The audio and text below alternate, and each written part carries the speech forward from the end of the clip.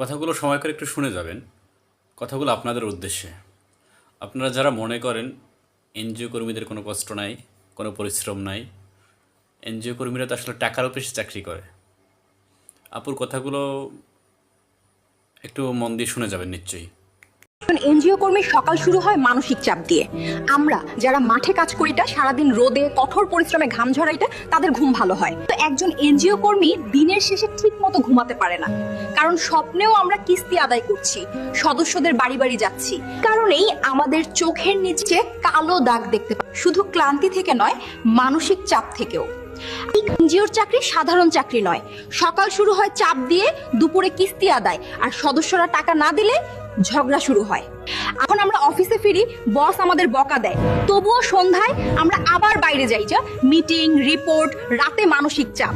শেষে শরীর ভেঙে পড়ে, মন ক্লান্ত হয়ে যায়। তেমন আমরা জানি আমাদের কঠোর পরিশ্রম অনেক মানুষকে সাহায্য করে। সেই অনুভূতি আমাদের সবচেয়ে বড় পুরস্কার। হাজারো সালাম জানাই এনজিও কর্মীদের জীবন নিয়ে এত সুন্দর করে বুঝিয়ে বলার জন্য। ধন্যবাদ সকলকে, ভালো থাকবেন।